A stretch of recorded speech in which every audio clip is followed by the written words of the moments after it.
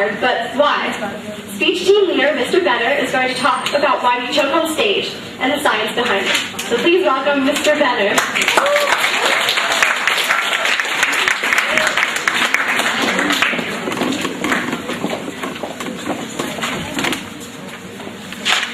Picture this football moment for a second. Clock's winding down. We're almost to the end of the fourth quarter. The score is really close, and the coach sends out one person to do one job, and that's to win the game. Oftentimes, this works out. But sometimes...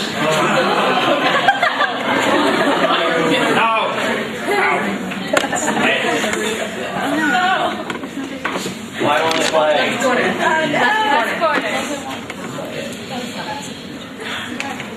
He's choking. Alright, well, you all know where we're going with this anyway, so...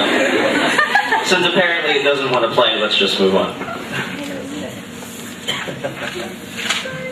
So there are many names for this phenomenon. Choking, cracking under the pressure, folding, but whatever you call it, it doesn't just apply to the sports world, but it also applies to performance and academics as well. Today, we're going to take a look at the internal and external reasons why we choke, and one way we can go about mitigating its effects. According to the Journal of Experimental Psychology, there are two competing theories as to why we choke, biologically speaking. We have explicit monitoring and distraction. I'll give you an example of each.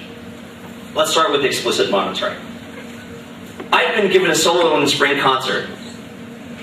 It's exciting, but it's terrifying.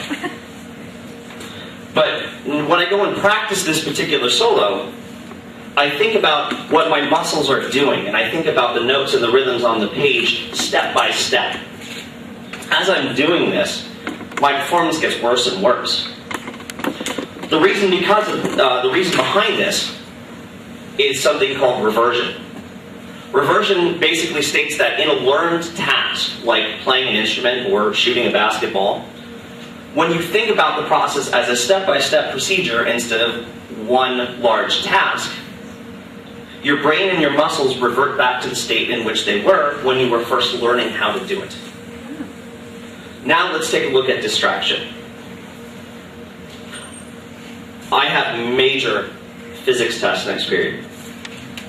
I hear some stifled laughter there. I've studied for it, I think I'm ready for it, but what's going to happen if I fail? You know, what's my teacher going to think? What are my parents going to think? What's the speed? Am I get grounded? And so on and so forth. The reason distraction is a problem is because it creates a dual task mentality in your brain's working memory, which is responsible for the recall of information. So while you're busy pondering all the college rejection letters you're going to receive because of this physics test, your brain can't bring its full working memory to bear because, well, it's busy worrying about other things. So those are the internal workings, but what about the external? A study with the University of Florida gives us an interesting idea.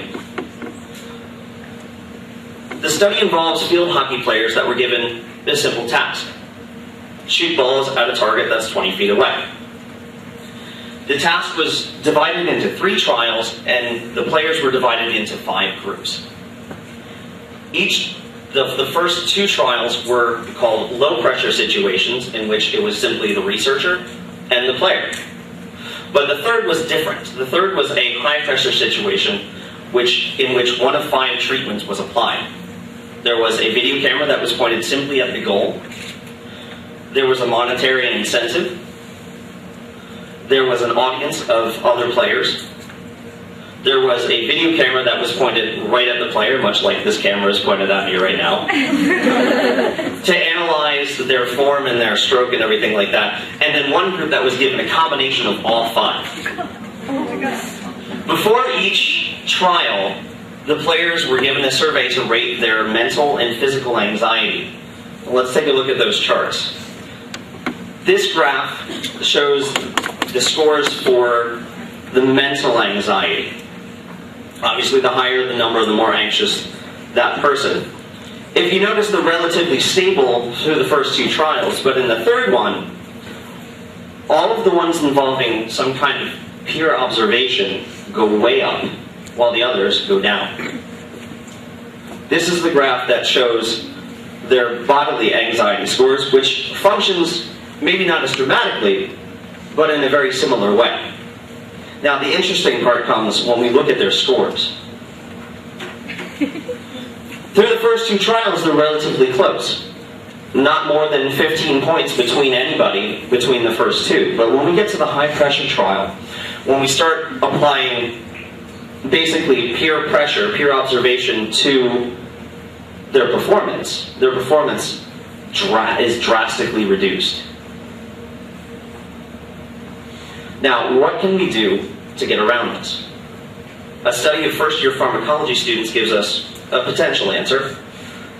A combination of both progressive muscle relaxation therapy coupled with desensitization.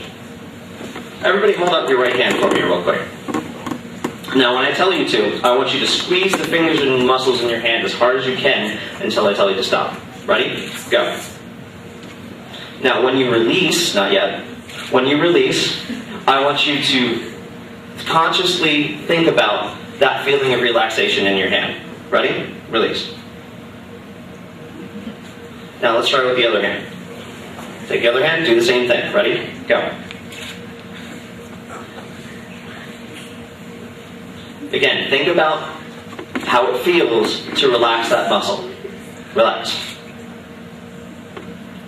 The idea behind this is to help your body and your mind know what it feels like for your muscles to be relaxed. So that when you find yourself in a tense situation, like speaking in front of a bunch of people that I have to deal with every day, not in a negative way, of course. When you arrive in a tense situation, you know what it feels like when you're tensed up, and you know how to relax those muscles. Because if your muscles are tense, chances are this is tense as well. The other half of that is desensitization to the situation. Let's go back to that physics example I gave earlier. So let's take a look at an anxiety hierarchy. Basically what I've done here is I've taken 10 things that are related to that test.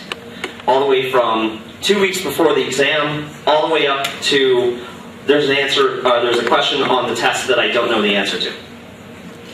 And I've assigned them a rating from 0 to 100. 0 being this is not stressful at all, to 100 being this is the most stressful thing I can ever think of ever in my entire life. What works is that you start with the lowest non-zero item, in this case, the exam lying face down in front of you. I want you to close your eyes and I want you to picture that. What's going on around you? What are you hearing? What are you thinking about? What are you feeling? Open your eyes. Take a deep breath. And if you felt any anxiety at all, you do the process again. With the idea being that the more times you expose yourself to that particular situation, the less anxious you will feel each time that situation arises. So through the days and the weeks that you have this inventory in front of you, you would move from item to item, only advancing when that particular situation doesn't cause you any anxiety anymore. For example, when that image of the test lying in front of me no longer is a problem, I would move to the next item, which is waiting for the test to be distributed. And I picture that and go through the same process again until we get all the way to the top of the list, with the hope that this situation no longer causes you any anxiety. With these couple things in mind, and knowing how anxiety causes us to choke, and knowing the mechanisms in how we choke, and why we choke, hopefully your next presentation will be a successful one. Thank you.